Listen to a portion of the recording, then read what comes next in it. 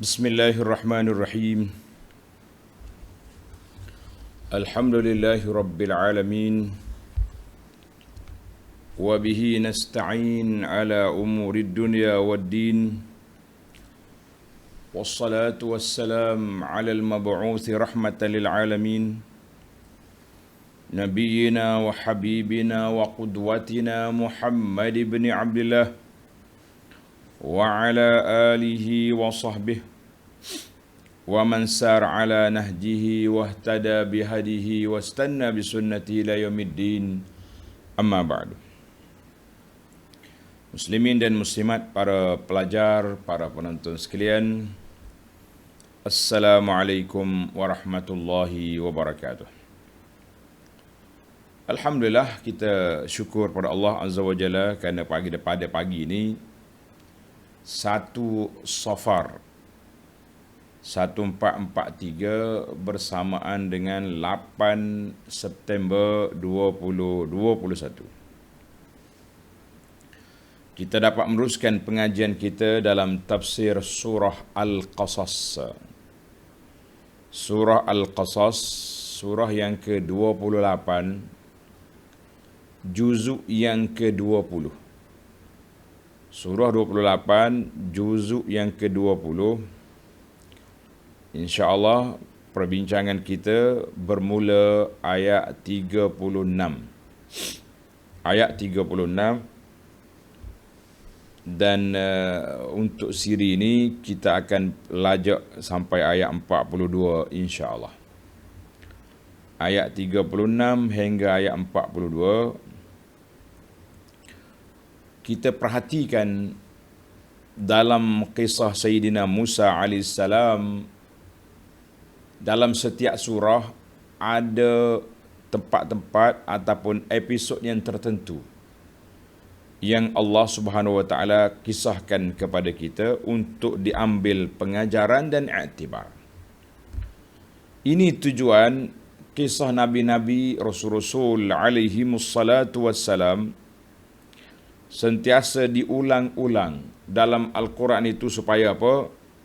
Supaya kita dapat memahami situasi, keadaan yang berlaku kepada para Nabi, para Rasul alaihi wassalatu wassalam, untuk kita mengambil ibrah, pengajaran dan iktibar dalam kehidupan kita sepanjang zaman.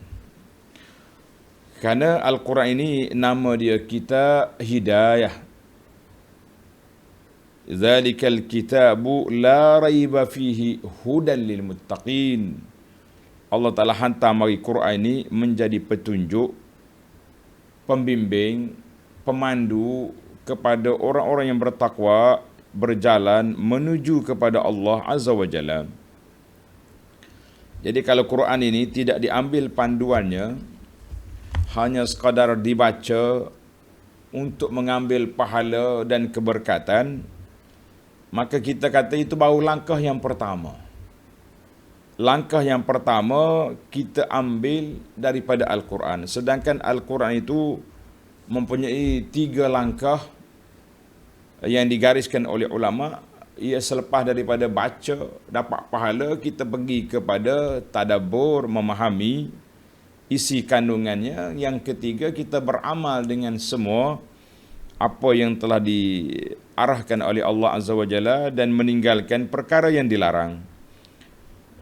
Jadi itulah di antara hikmah, rahsia mengapa cerita Nabi-Nabi alaihi wassalatu wassalam ini banyak diulangi, terutama sekali kisah Nabi Musa alaihissalam. Musa ni mempunyai nasib yang besar dalam Quran. Jarang surah tidak disebut nama Musa.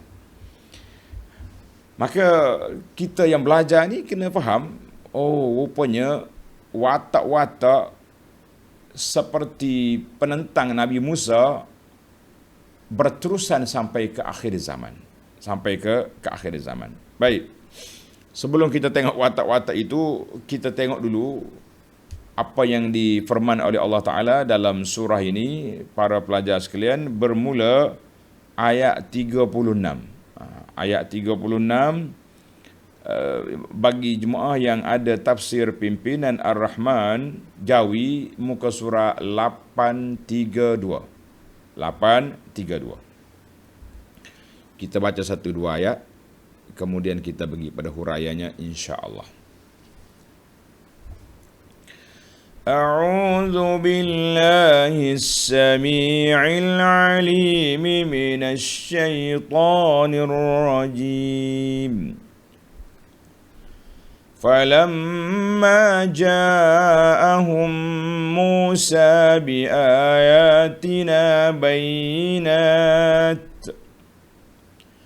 قَالُوا مَا هَذَا إِلَّا سِحْرٌ مُفْتَرًى وَمَا سَمِعْنَا بِهَذَا فِي آبَائِنَا الْأَوَّلِينَ.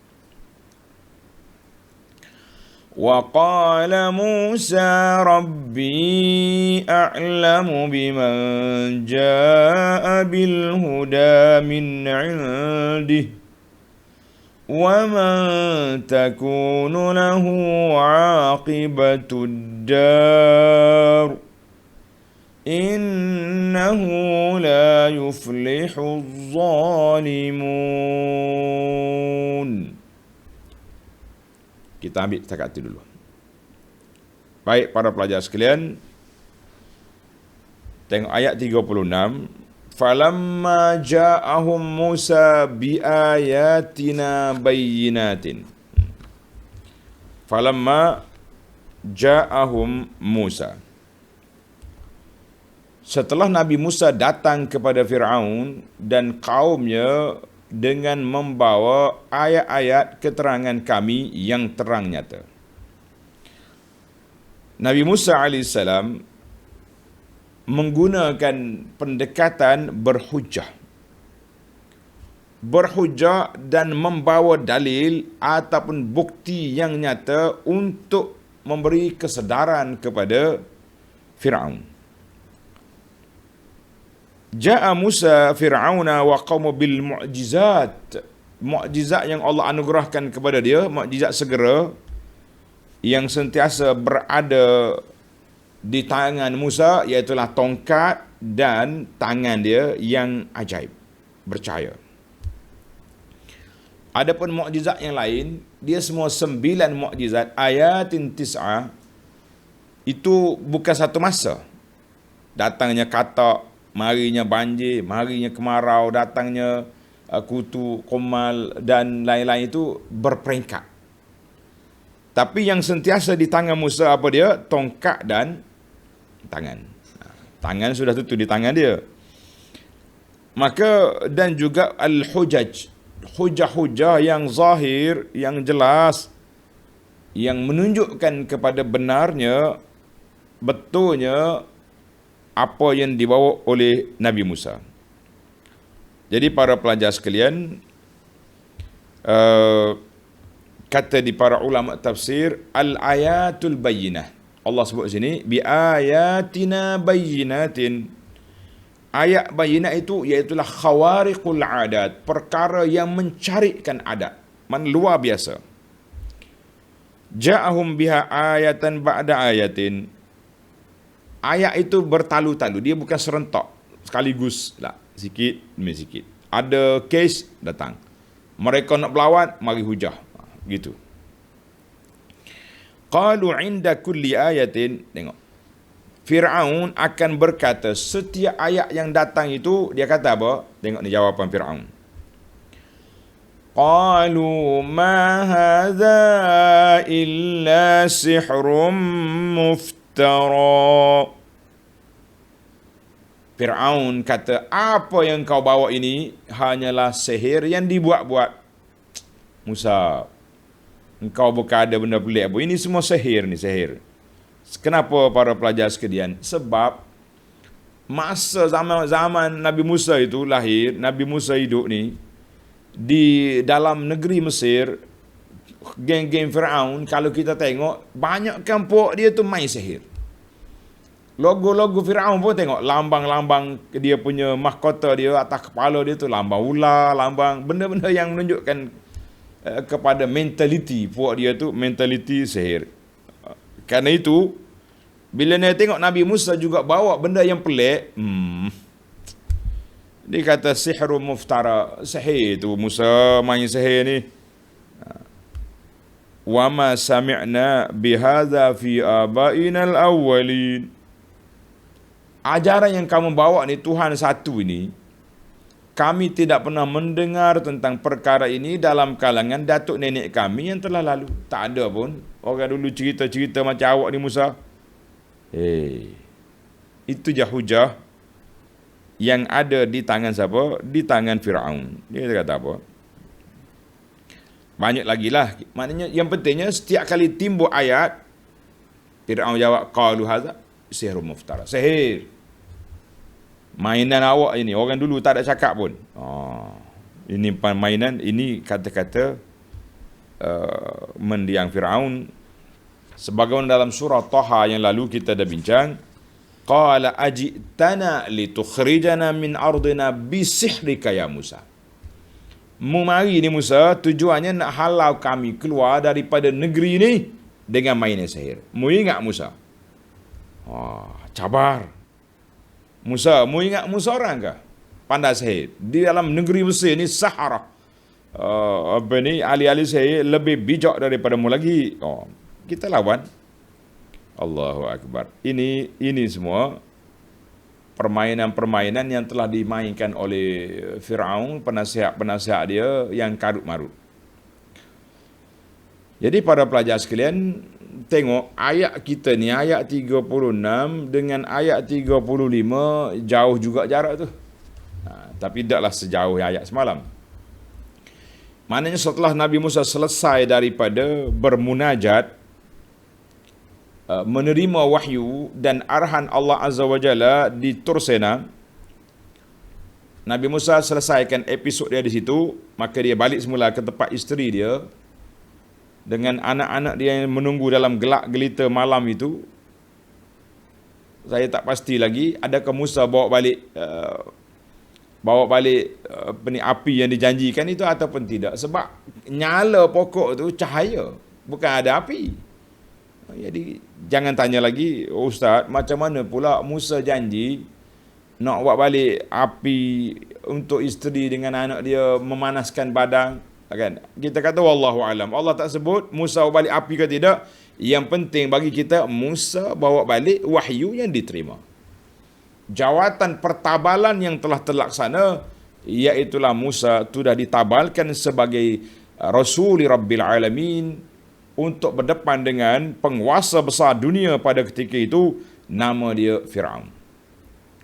Firaun ni bukan nama orang, Firaun ni nama jawatan. Firaun Mesir, maknanya penguasa Mesir zaman tu, gelaran dia Firaun.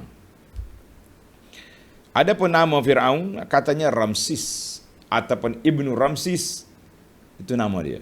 Kalau kita pergi ke Mesir sekarang ni, Ramsis ni banyaklah, nama kedai, nama jalan, nama tempat Ramsis. Jadi Firaun ni bagi dia jawatan. Cuma kebetulan jawatan yang dipegang oleh Firaun ni berdepan dengan Musa yang nampak keangkuhan, nampak kesombongan, nampak kefasadan. Maka bila sebut Firaun kita nampak jahat. Itu je gambaran kita, sebab Firaun yang memerintah, yang lawan Musa ni memang wataknya begini. Baik, hujah dianya kami tak pernah dengar tok nenek kami cakap, satu. Yang kedua lagi, hujah yang pertama dia, Nabi Musa ni sihir, dan apa yang diperbincangkan oleh Musa ini tak pernah kami dengar datuk nenek kami sebut seperti ini. Tuhannya satu, tak ada berhala. Hai, belak ni Musa. Mu pun bukannya orang lain, besar dalam istana, aku yang bagi makan. Tiba-tiba mari mengamuk sini ada Tuhan lain. Musa, apa yang kau belajar ni Musa? Maknanya Firaun, kalau kita ni tak ada dalam Quran ni. Kalau kita dialog sama kita tak, setelah kita besarkan budak ni, tiba-tiba dia balik lawan kita, mesti kita kata, mu ni masuk hak luar dah Musa ni. Orang kampung ni masuk luar ni maksudnya masuk, kena rasuk lah, kena mugi belajar mana dalam hutan 10 tahun, balik-balik jadi gini Musa. Tapi Firaun tetap dengan persepsi dia bahawa apa yang dibawa oleh Musa dia sihir. Apa dibawa oleh Musa sihir, kerana itu dia tak mau terima, tak mau menerima apa yang diajar oleh Musa. Dan penasihat-penasihat dia kata, Tuan Firaun, bos, jangan bimbang. Kalau setakat sihir Musa seorang dengan Harun, jangan bimbang. Indana as-sahara, di Mesir ni kaya dengan ahli-ahli sihir yang hebat-hebat. Tunggu, kita kumpulkan mereka, kita buat perlawanan. Musa seorang, kita ada berapa lagi ahli sihir yang kita ada. Jangan bimbang tuan, lawan. Baik. Nabi Musa AS mematahkan hujah Firaun. Nabi Musa dia dalam cerita ini tak tunjuk tongkat. Sebab episod ini lebih kepada hujah. Tapi Firaun dah tahu Musa bawa tu sihir. Bagi dia hanya sihir, gaya itu. Baik, para pelajar, kita tengok kepada jawapan Nabi Musa kepada hujah Firaun yang mengatakan tak pernah kita dengar tok nenek kita cakap. Ayat 37. Wa qala Musa rabbi a'lamu biman jaa'a bil huda min 'indih.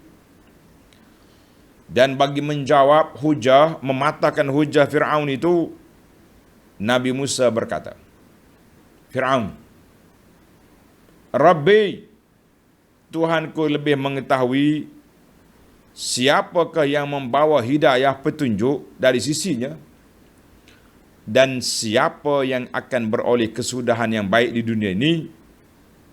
Sesungguhnya orang-orang yang zalim tidak akan berjaya. Nabi Musa patahkan balik hujah.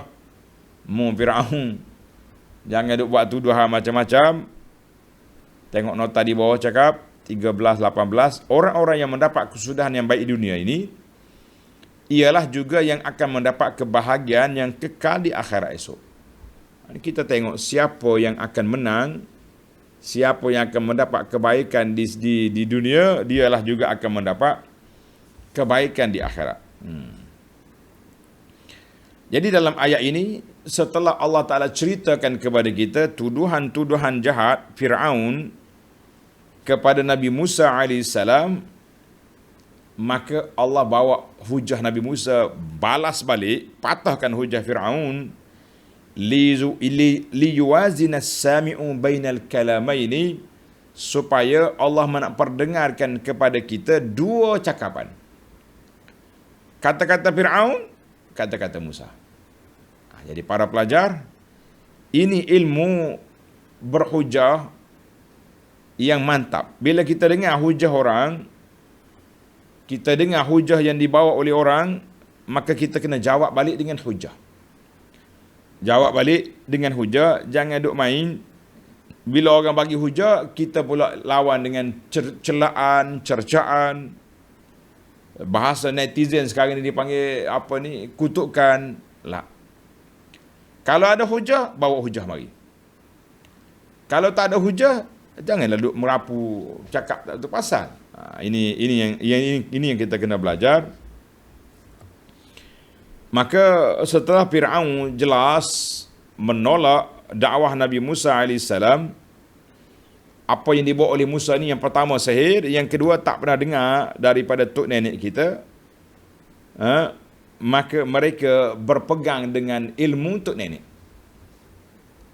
Adakah kita hari ini para pelajar yang ada Quran di hadapan kita, ada sunnah di hadapan kita yang telah dihuraikan oleh para ulama Islam yang mu'tabar di kalangan ulama-ulama salafus salih dan disambung lagi oleh ulama yang kemudian ini?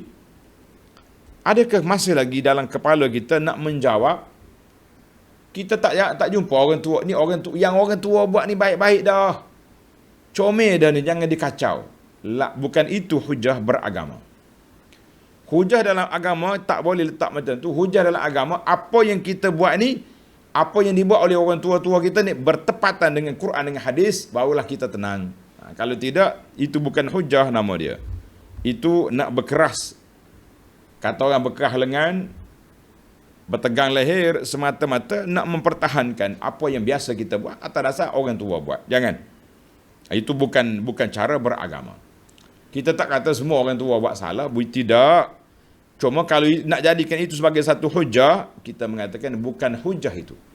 Bukan dalil itu. Maka Allah Ta'ala ajar kepada Musa memberi jawapan. Waqala Musa Rabbi a'lam. Tuhan aku lebih tahu siapa yang dapat petunjuk. Jadi kalau kamu nak ikut. Kalau kamu tak mau ikut, jangan berhujah dengan semata-mata tok nenek kamu. Fir'aun 1, Ramsis 1, Ramsis 2 telah bawa benda ni. Kita membawa dasar yang baik ini ke mana? Ke dalam kehidupan masyarakat Mesir. Kita kata lah, itu bukan hujah. Sama juga dengan kita hari ini, para pelajar sekalian. Kita juga mesti mengemukakan hujah dalil daripada kitab. Alkitab was sunnah, bukan hujah semata-mata orang dah lama dah terima. Lah. Maka Nabi Musa bila dijawab balik, innahu la yuflihu zalimun, tak akan menang orang-orang yang zalim. Ini Nabi Musa sudah bertegas kepada mendiang Firaun supaya mu jangan guna hujah lapuk itu. Baik, Firaun rasa kesipuan, malu juga dia pun. Ingatkan Musa tak pandai bercakap, tak reti nak berhujah. Rupanya Musa patah balik hujah dia dengan begitu orang panggil mantap. Firaun berpaling kepada ahli-ahli mesyuarat. Kita nak kata apa ahli mesyuarat ni? Ahli syura. Biasanya kalau kata ahli syura ni bunyi Islamik sikit kan. Kita kata ahli mesyuarat dia lah, ahli kabinet dia ke, ahli apa dia ni, majlis dia. Firaun dengan angkuh, sombong. Tuan-tuan boleh bayangkan, dalam majlis singgah sana, perbincangan Nabi Musa dengan Harun berdua je kat sini. Yang lain-lain tu pembesar Firaun. Al-Malak ni geng-geng orang-orang besar lah Firaun. Firaun bila kena hujah macam ni, dalam bahasa yang baru orang tulah nama dia kesipuan. Kesipuan ni makna malu besar. Kita ni jangan salah Pak, jangan salah cakap kan. Nak cakap bahasa Malaysia tak kena sebut juga. Jangan kata malu besar, tak apa, jangan kata nampak kemaluan, lain, itu makna lain. Jadi susah kita ni. Kadang-kadang bahasa ni perlu beringat-ingat untuk disebut, terutama sekali yang berbeza sebutan lahjah, dia panggil lahjah. Kita dengan orang Indonesia contohnya, kita kalau dia bisa boleh makan, kita kalau tempat kita ikan ni bisa ni, lauk tak boleh makan. Berbeza. Baik. Balik semula ke Firaun, jangan sibuk bahasa-bahasa yang kecil-kecil ni. Firaun malu. Bila nak tutup malu dia, para pelajar sekalian, para jemaah sekalian, dengan rasa angkuh, sombong, takabur, gini dia. Saya lah takhayul dalam kepala kita Firaun dengan memik muka, dengan kesombongan, berpaling kepada geng-geng besar dia. Dia kata apa? Tengok ayat 38. Wa qala Fir'aun ya ayyuhal mala'u ma 'alimtu lakum min ilahin ghairi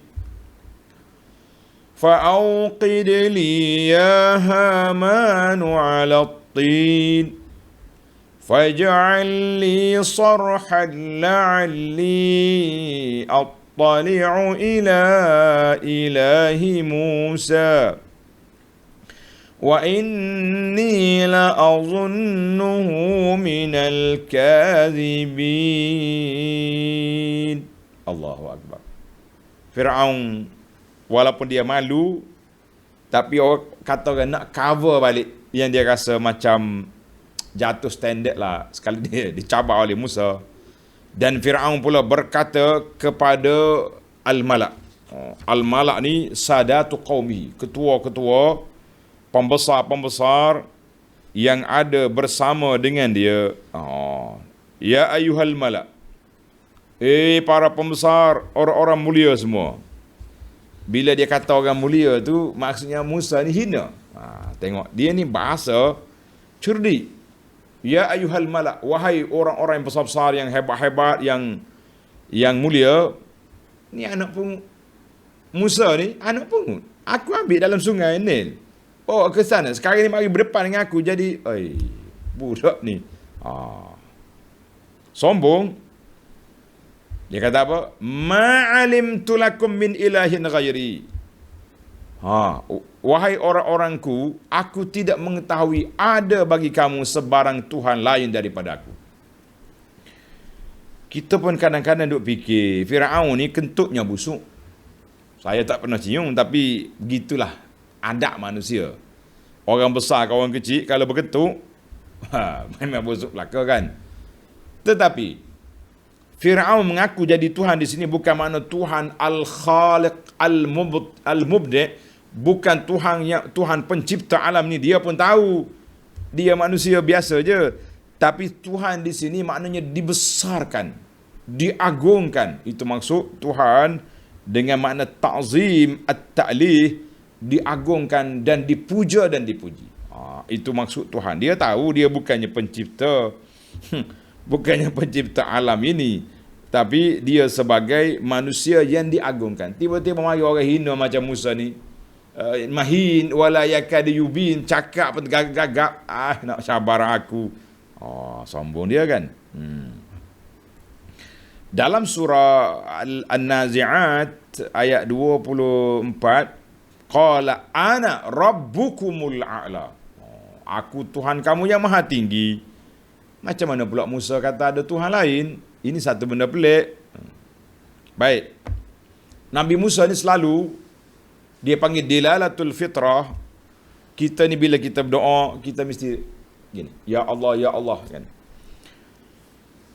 Maka Firaun pun arahkan Haman. Tengok dalam episod yang lepas-lepas tak sebut pun nama Haman. Nama Qarun tidak disebut, tapi dalam siri ni, dalam surah Al-Qasas, dia berhenti, dia tak cerita tentang perdebatan dengan ahli sihir. Sebab ahli sihir sudah Islam dalam surah yang lepas.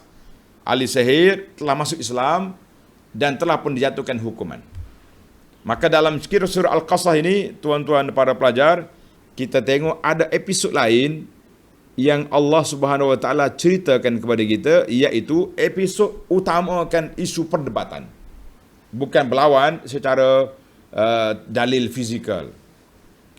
Maka Firaun bertengok pada Haman. Haman ni pembesar dia. Kalau kita nak kata Perdana Menteri, Presiden ke, ikutlah tuan-tuan namakan jawatan-jawatan yang sesuai dengan suasana iklim pentadbiran lah, supaya kita faham. Supaya kita faham, kita kata ini Perdana Menteri, Haman, Qarun sebagai Menteri Keuangan, contohlah kita kata.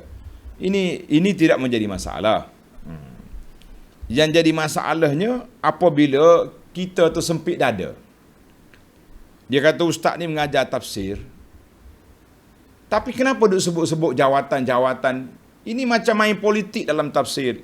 Kita kata, ya akhi, wahai saudaraku yang disayangi, kalau saya cerita saja Firaun, Haman, Qarun,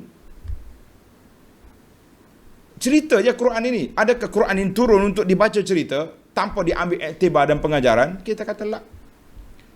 Maka watak Firaun, watak Qarun, watak Haman wujud sampai hari kiamat. Maka ini menjadi tanggungjawab kita hari ini. Bila kita baca tentang mereka, iktibar pengajarannya kita kena ambil bahawa watak-watak ini wujud di zaman kita ini untuk kita mengambil pengajaran dan iktibar. Ini tidak ada setengah orang ni dia sempit dada. Sempit dada, sakit hati bila orang sebut tentang Firaun zaman Musa, Firaun zaman kita. Ustaz ni dah masuk isu politik. Baik mengajar tafsir je. Ingat tafsir ni barang mati ke? Barang yang kita baca cerita tak tahu apa, tak ada kaitan dengan kehidupan kita sekarang. Kita kata apa benda? Ini jadi masalah kita. Yang jadi geng-geng orang-orang sekular ni baca Quran. Quran baca, jangan main. Kelas tadabbur ada, tak cukup dengan biasa buat online, Zoom lagi.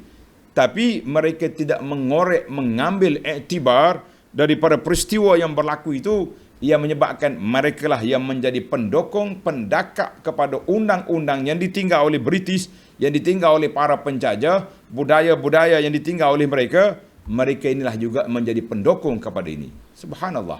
Jadi kita kata, para pelajar sekalian, kita belajar ilmu Al-Quran.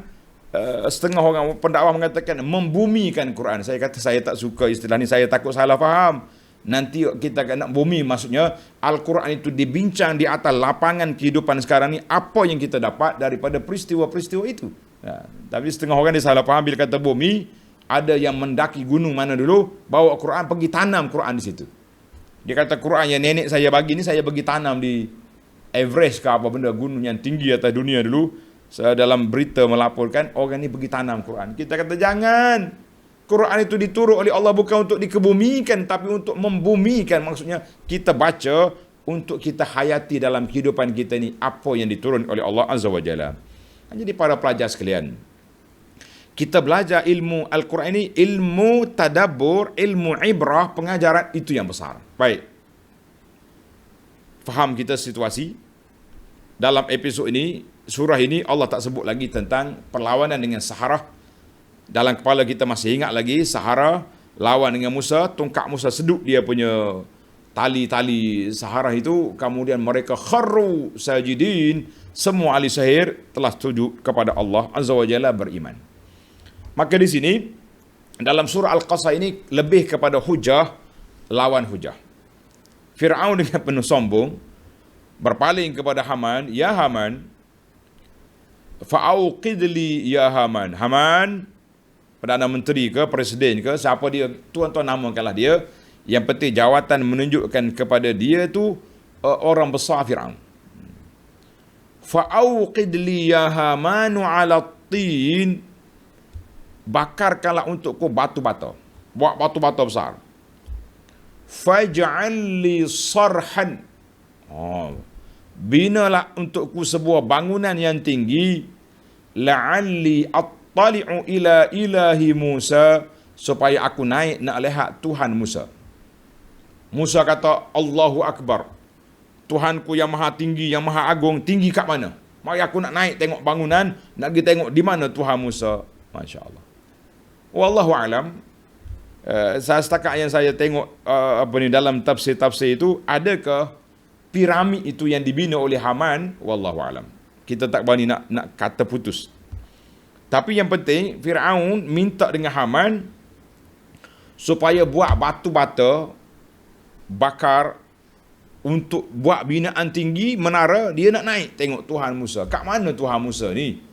Musa duk kata Tuhan dia maha tinggi, Tuhan dia maha agung, Tuhan dia maha besar. Kat mana duduk? Jadi dalam kepala Firaun nak pergi tengok, nak pergi cari Tuhan Musa. Sambil-sambil itu dia jatuh hukum, wa inni la azunnuhu minal kadhibin. Dan sungguhnya aku percaya adalah Musa dari orang-orang yang berdusta. Musa ni kaki bohong kelentongnya ni. Cakap tak tahu apa ni. Besar dalam rumah aku, mari aku jadi rasul. Siapa Tuhanmu? Jadi kita kata wallahu alam, adakah piramid itu yang dibina memang tinggi? Piramid bukan yang rendah, besar. Saya pergi waktu muda-muda dulu ke Mesir. Di antara tempat yang kita nak naiknya, piramid lah, naik atas. Ana pergi dekat pintu piramid, dia ada pegak jaga tu, Tok Arab. Kata Syekh, isfi fok, ada apa atas? Dia kata betas itla. Fok, dia kata naik. Tanya apa ya? Mari sini kan. Tanya ni orang duduk jauh, ni mudah dekat, naik. Boleh naik. Boleh naik kita. Naik, sahabat puncak atas. Dalam batu, bimbang juga kita. Kalau Allah Ta'ala runtuhkan batu tu, mati syahid lah aku dalam dalam piramid Firaun ni. Naik lah. Memberanikan diri lah naik. Bismillah tawakkalna Allah, naik.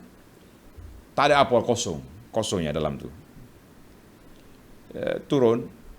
Bila turun, kita pun tanyalah Tok Arak ni, Syekh, apa hikayat cerita ni? Nya marah kau jaga, dia kata. Anta betatla wa tanzul wa tas'alih. Mu naik, mu turun, tanya aku buat apa? Patut mu cerita aku. Kata kena aku hari ni.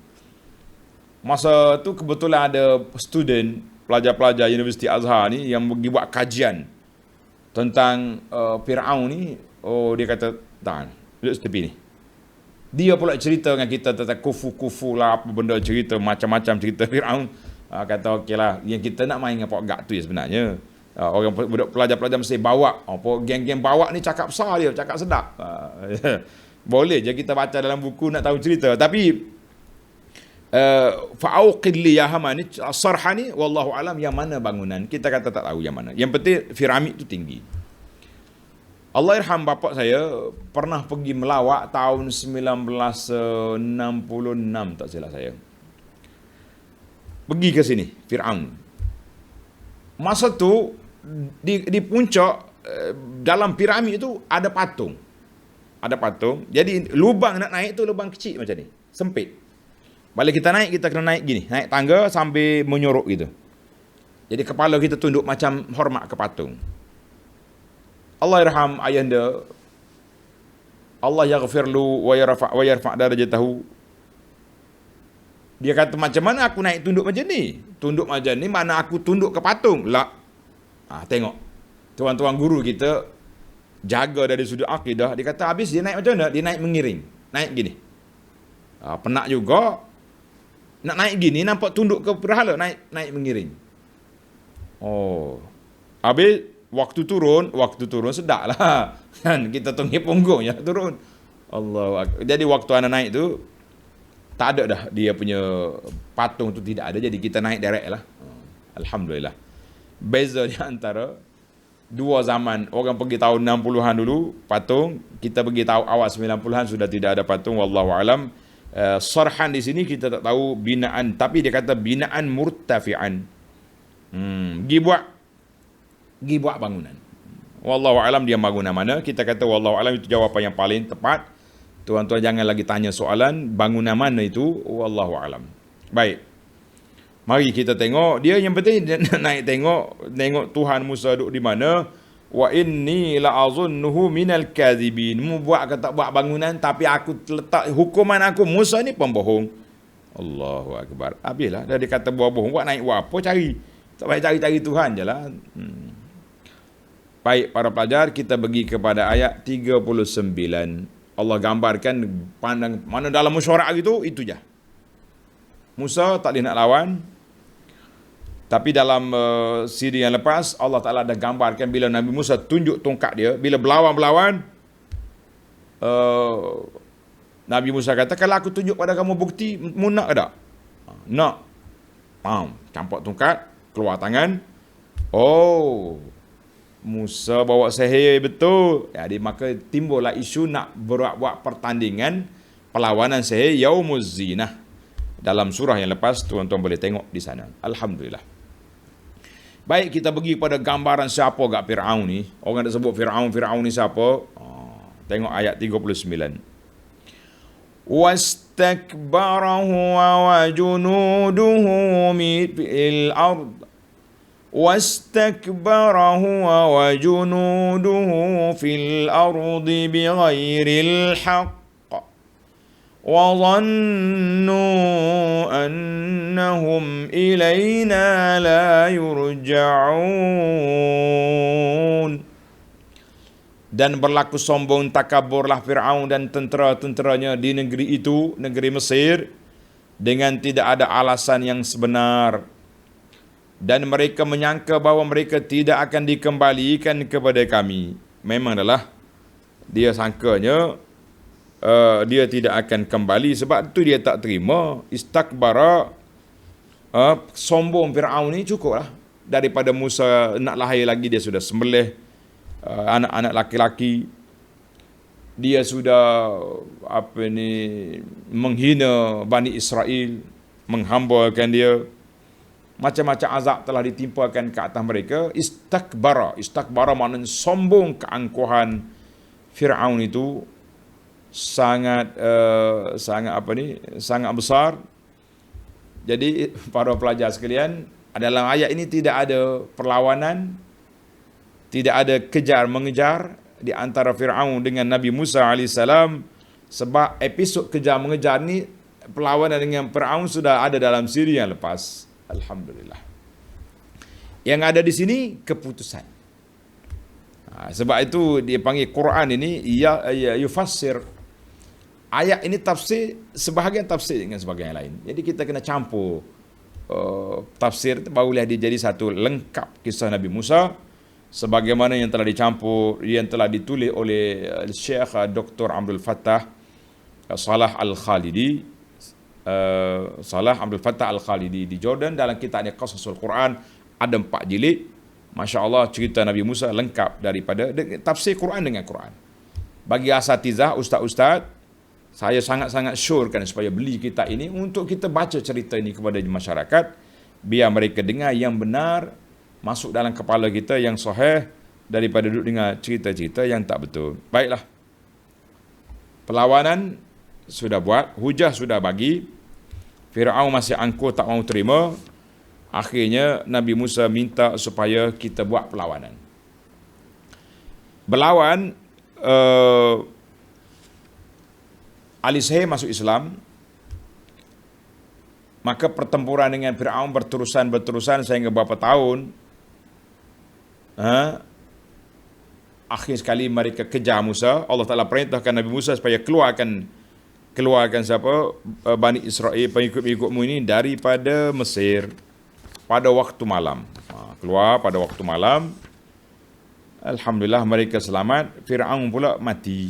Tengok, episod ni mati selalu dah. Tak ada lawan dah. Ayat 40. فَأَخَذْنَاهُ وَجُنُودَهُ فَنَبَذْنَاهُمْ فِي الْيَمِّ فَانظُرْ كَيْفَ كَانَ عَاقِبَةُ الظَّالِمِينَ.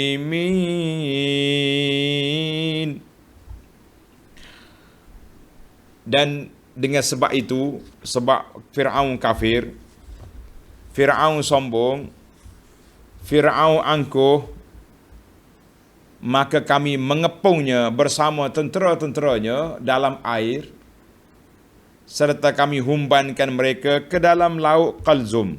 Nama laut itu dia panggil Qulzum, Qaf Lam Zai Mim. Laut Qalzum, ataupun dikenali dengan nama Laut Merah sekarang ni, Laut Merah. Tepat ini Firaun mati, Teluk Aqabah tu, Nabi Musa menyeberangi ke seberang sana, Firaun tenggelam dalam tu. Allah Ta'ala gambar di sini, habislah cerita pendek ya. Mula dengan hujah, kemudian mati lalu dah, tak ada lawan. فانظر كيف كان عاقبة الظالمين. Maka perhatikanlah bagaimana buruknya kesudahan orang-orang yang zalim. Allah, jadi ayat ini lebih kepada pengajaran kepada kita para jemaah sekalian. Orang-orang yang zalim akibatnya buruk. Sama ada mereka tewas dalam peperangan, mati dalam laut. Kita tengok pelbagai jenis azab yang Allah timpakan ke atas apa? Ke atas orang-orang yang zalim,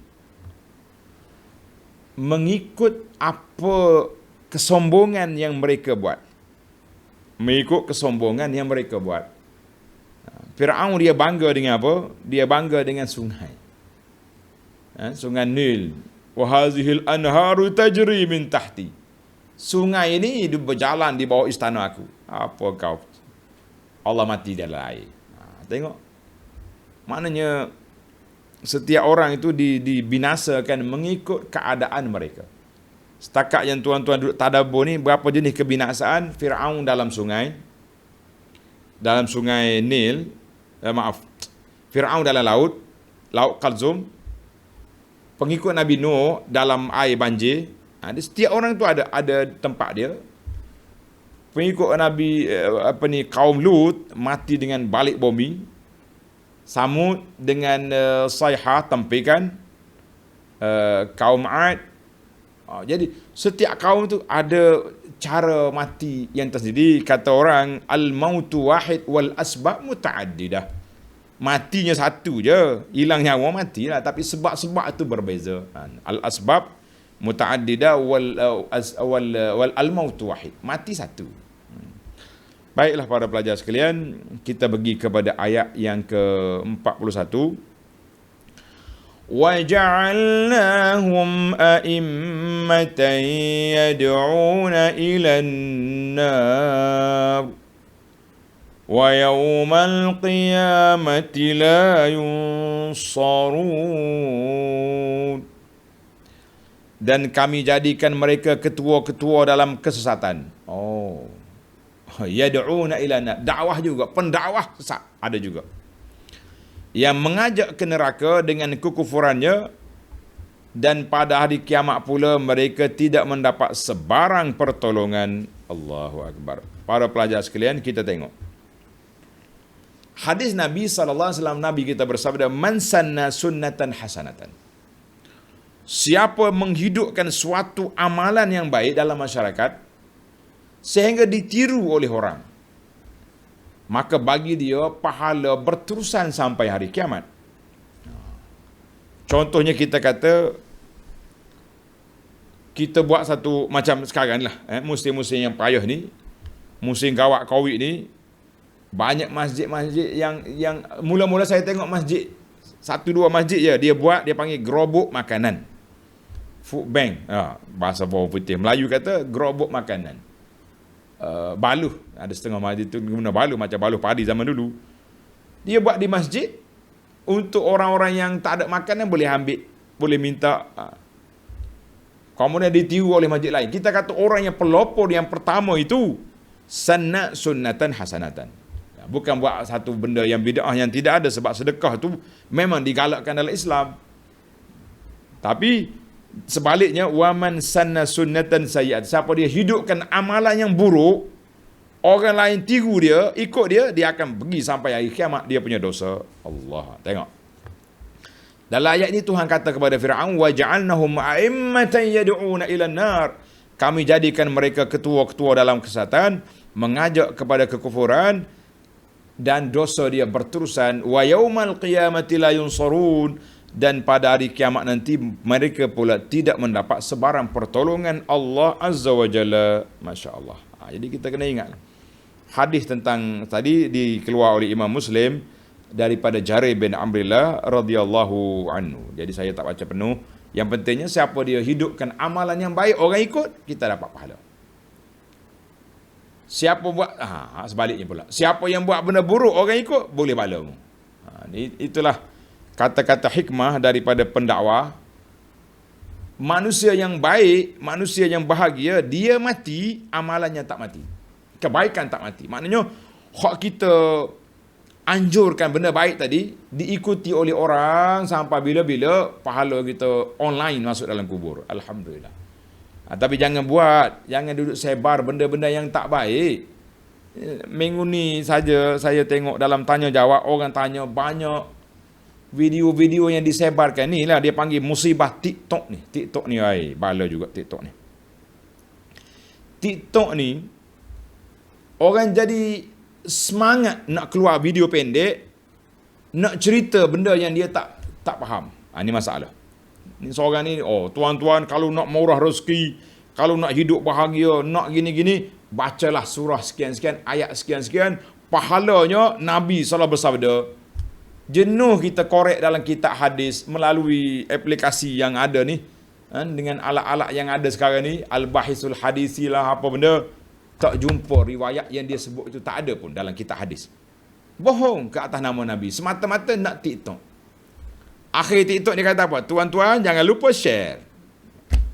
Ini mazhab TikToki ni panggil tak? Mazhab dia pasal orang suruh share benda yang dia cerita, sebar benda tak betul. Jangan, para pelajar sekalian. Itu dia panggil bahaya. Jadi setiap orang yang duduk bawa cerita awak, duduk sebarkan video, tuan dia tu mati. Pembohongan yang dia buat tidak mati. Nah ya.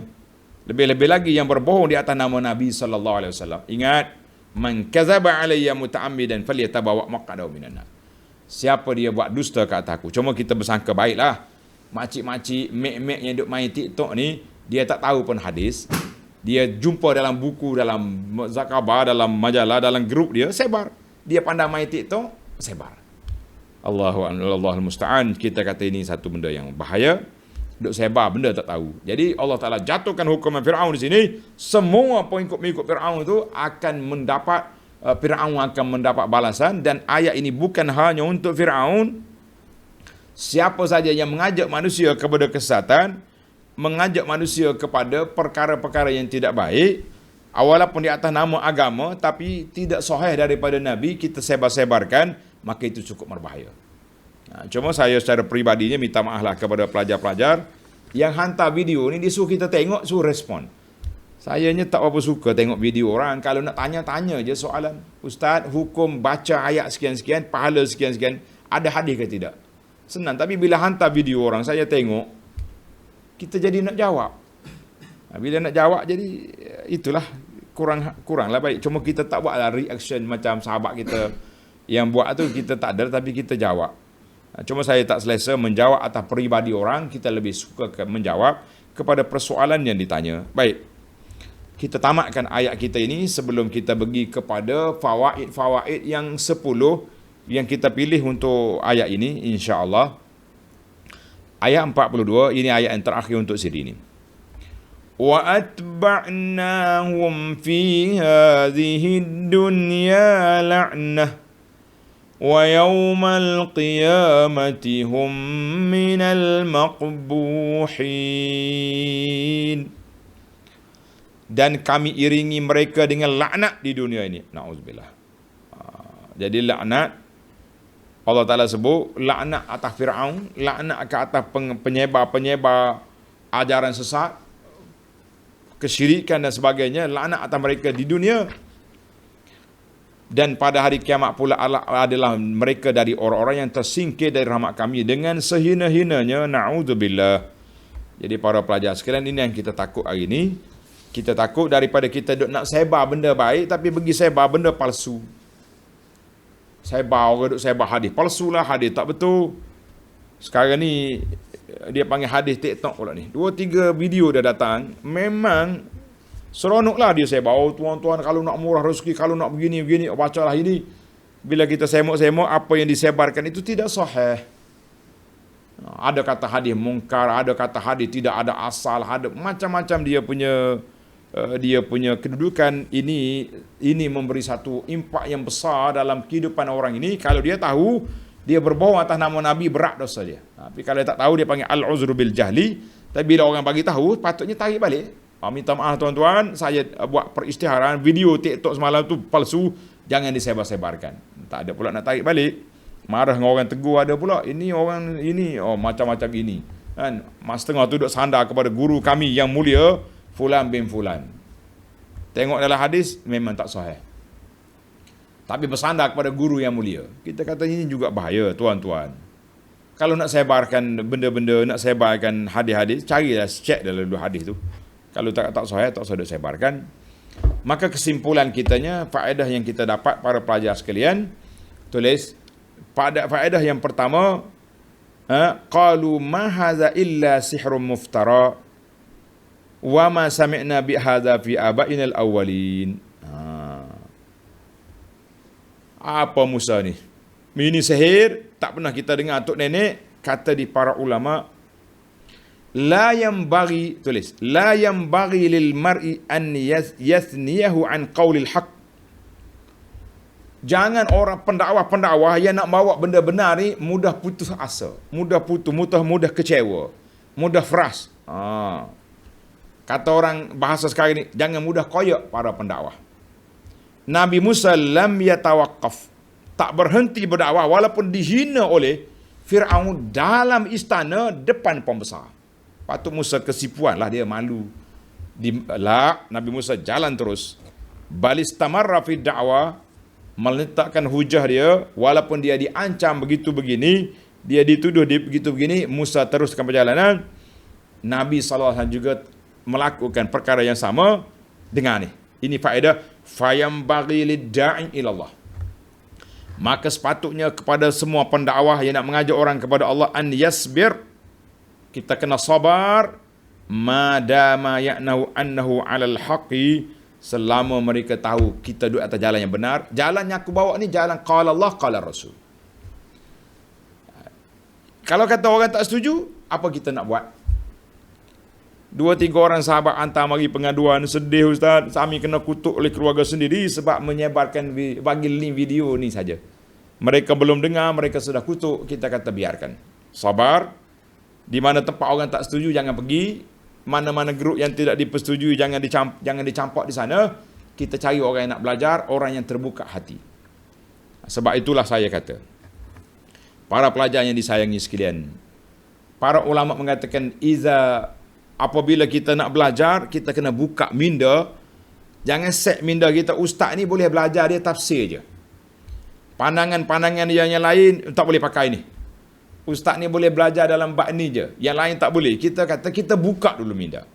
Boleh tak boleh, kita tengok kepada hujah yang dibawa, hujah yang dikemukakan. Kalau hujah dia tak mantap, tetapi yang kita bimbang hujah dia mantap, yang tak mantapnya jiwa kita tak tenang, les, kerana menyalahi kehendak nafsu. Kita bincang tentang kesatuan umat Islam. Umat Islam wajib bersatu padu. Kalau tidak kita diancam oleh sekian-sekian. Adakah ini seruan yang tidak baik? Dengan beberapa evidence bukti yang telah kita kemukakan bahawa orang-orang yang bukan Islam, yang mempunyai agenda yang tersendiri, sama ada mereka ini missionary, berselindung di sebalik pakaian-pakaian yang lain, sudah tentu mereka ada agenda. Kenapa bila ditegur seperti itu, oh ustaz ni tak faham realiti, mengajar tafsir pun nak campur hal politik, kita mengatakan ya akhi, ya ukhti, kita buka minda, kita berfikir dengan fikiran yang lapang. Lainlah kalau kita ni bercakap dalam platform yang lain, tapi kalau kita bercakap atas nama pendakwah, di atas nama orang yang uriman in uridu ilal islah, maka kita buka minda, kita buka hati kita, dengar baik-baik, barulah kita rasa tenang. Sebab itulah bagi saya, mari dengar kita ceramah tapi duk komen macam-macam dekat ni, duk kata di tempat komen, sehingga timbul perbalahan. Kita kata ini bukan orang nak mengaji, orang mari nak mengacau. Baiklah tuan-tuan, kalau nak belajar, buka minda, buka hati, kita tengok antaqumu lillahi masna wa furada summa tatafakkaru. Allah ajar pada kita, kamu duduk, belajar, baca, tadabbur, kamu dan berfikir yang mana betul, yang mana salah. Ini tengok, kita tak akan berhenti sebagaimana Allah Ta'ala perintah Nabi Musa. Nabi Musa tidak koyak, walaupun dihina oleh Fir'aun dalam istana dia, tapi Nabi Musa terus lawan. Akhir sekali, wal aqibatu lil muttaqin. Allah Ta'ala gambar di sini, Fir'aun mati dalam laut Qalzum. Jadi itu sajalah pendirian kita, itulah dakwah kita. Kalau kita rasa kita nak boleh selesa, kita teruskan. Kalau kita kata kita salah, kita tarik balik. Gitulah para pelajar sekalian, jangan tunjukkan kita ni tidak beradab. Masuk dalam majlis ilmu duk komen macam-macam, kemudian pula orang lain pula juga kurang-kurang pun akak tangan apa setuju dengan provokasi yang dibuat oleh orang. Ini juga satu kekoyakan yang tidak sepatutnya berlaku. Kita mengatakan para pelajar sekalian, itulah adab dalam majlis ilmu. Kata-kata yang satu poster yang saya keluarkan, tajuk dia kullu ina'in bima fihi Allah. Setiap bekas itu akan mengeluarkan air dalam. Jadi kalau kita tak komen, orang tak kenal pun kita. Tapi bila kita duduk mengomen, duduk share, duduk like orang tu, kita kenal perwatakan orang ini kepala dia yang sebenarnya. Wallahu alam. Baik, kita pergi kepada pengajaran yang kedua. Allah sebut innahu la yuflihuz zalimun, tidak akan mendapat kemenangan orang yang zalim. Ai at-tahziru minaz zulmi, ayat ini memberi amaran jangan buat zalim. Maknanya kita kena berlaku adil. Zalim di sini yang paling besar sekali syirik. Kemudian zulmul ibadi ba'daha bin ba'd. Zaliman yang dibuat oleh orang ke atas orang lain. Jadi zalim tu zalim diri kita sendiri ataupun zalim kepada orang lain, itu dilarang. Yang ketiga, wastakbara huwa wa junuduhu. Fir'aun sombong. Jawab dianya istakbara anil haqqi, siapa dia sombong tak mau menerima kebenaran. Orang ajar, orang bui kuliah tak mau dengar. Mari dengar kuliah tutup mata hati, duduk berlawan kat sini. Jadi cukup berbahaya. Kita bimbang kesombongan kita yang merusakkan kita. Kata di ulama tadabbur sini kata, annaman istakbara anil haqqi, siapa dia sombong tak mau menerima kebenaran, fihi syabahun min fir'aun wa junudihi, orang ini ada bau-bau gaya Firaun dengan tentera-tentera dia. Dia tengok Nabi Musa benar, tak mau terima. Yang keempat, fanzur kaifa kana aqibatu zalimin. Tengok apa yang berlaku kepada orang yang zalim. Jadi kata di ulama tadabbur, ayat ini mengajar kepada kita ta'ammul, perhati, tadabbur, tengok, tilik kepada akibat orang-orang yang zalim duduk di mana. Jadi kita juga baca ayat Quran, kita perhati, kita tadabbur, kita baca cerita Firaun, kita kena kaitkan dengan farainah di zaman kita ini. Firaun bukan satu watak. Abu Jahal masih ada lagi. Sebab itu bila Nabi, walaupun riwayat dalam sirah, ada ulama sirah kata masalah sanak dia macam-macam, tapi ada sebut dalam sirah, bila mati Abu Jahal, Nabi kata Fir'aun hadhil ummah. Fir'aun umat ini Abu Jahal. Takkan tak ada Fir'aun zaman kita ini, tahun 2000 lebih tak ada Fir'aun. Setiap orang yang mempunyai istikbaran fil ardi, sifat sombong, angkuh, tak mau terima kebenaran, ini minal fara'inah. Ini juga termasuk dalam Fir'aun. Perwatak Fir'aun ni ada zaman kita. Jadi kita kena belajar. Jangan sombong. Bila orang tunjuk kebenaran, dengar dulu, baca dulu. Jangan duduk komen dulu, baru tarik balik kemudian. Itu dia panggil kesombongan yang perlu kita hapuskan. Baik, yang kelima. Falamma ja'ahum Musa biayatina. Nabi Musa bawa dalil. Ayat ini menjadi dalil bahawa menegakkan hujah itu adalah satu, itu kerja pendakwah. Tapi orang yang menolak hujah tanpa berhujah, yang memberi jawapan kepada hujah, ini juga syabahun dengan orang yang menolak kebenaran. Zaman Fir'aun, zaman Musa, zaman Nabi kita sallallahu alaihi wasallam, semuanya dia berhujah dengan tok nenek. Ya. Baiklah, yang keenam, man da'a ala akhihi wa huwa zalim. Orang zalim mendoakan kebinasan orang lain, Tuhan tak akan terima. Sebab itu Allah Taala sebut in la yuflihu zalimun. Waktu Firaun berdepan dengan Musa, dia berdoakan supaya Nabi Musa ni kalah. Sewaktu peperangan Badar, tuan-tuan baca dalam kitab sirah, Abu Jahal berdoa pada malam peperangan Badar. Allahumma ya Allah. Dipanggil ya Allah. Muhammad waqad atana bima la na'rif. Muhammad ini yang kami nak lawan dia besok telah bawa kepada kami ajaran yang tak pernah didengari oleh datuk nenek kami. Dan dia juga telah memecahkan kesatuan Arab. Fa'ahinhul ghada, binasakan dia besok. Masya Allah. Abu Jahal berdoa, minta dengan Allah. Jadi dalam ayat ini Tuhan kata la yuflihu zalimun. Orang zalim kalau dia berdoa jangan takut, Tuhan tak akan kabul. Tapi kalau mazlum, zalim benda dunia, contohnya orang kafir bukan Islam, dizalimi oleh orang Islam, rampas hak dia ke apa benda, kalau dia berdoa, Tuhan akan kabul. Walaupun minaz zalimin, sebab mazlum dia tu. Hati-hati tuan-tuan. Sihamul laili nafizun. Yang ketujuh, Haman ij'al li sarhan. Gibina apa ni, bangunan tinggi. Kata di para ulama, Haman tak akan bina. Haman ni bukannya boroh kasar, bukannya koli batak kata orang. Haman ni pembesar. Tapi bila kita suruh seorang tu buat kerja, mana dialah yang buat. Macam kita lantik pegawai kita, mu buat benda ni. Dia tak sentuh pun tukur besi, sebatang besi pun tak cocok kan. Tapi oleh kerana dia tu pegawai, maka kata di para ulama fiqh, tengok jauh pandangan fiqh ni. Dia kata, lau amara bil qatli ghaira mukallafin. Orang tua suruh budak, kanak-kanak yang belum balik, pergi bunuh orang. Budak ni tak ada dosa, dia tak balik lagi, budak kecil. Pergi racun pak cik tu, dia pergi makan. Maka fal qawadu alal amiri. hukuman balas bunuh kena letak di atas kepala orang yang menyuruh itu. Li'annahu sabab. Menarik kan? Dia punya perbahasan fiqh ni dia ambil daripada cerita Firaun. Yang ke-8, wa zannu annahum ilaina la yurja'un. Mereka sangka mereka tidak akan balik, mati ni tak balik dah. Dilalatu ala annahu kanu 'arifina billah. Mereka ni tahu ada Tuhan, tapi mereka engkar bangkit semula. Dia tahu ada Tuhan tapi engkar bangkit semula.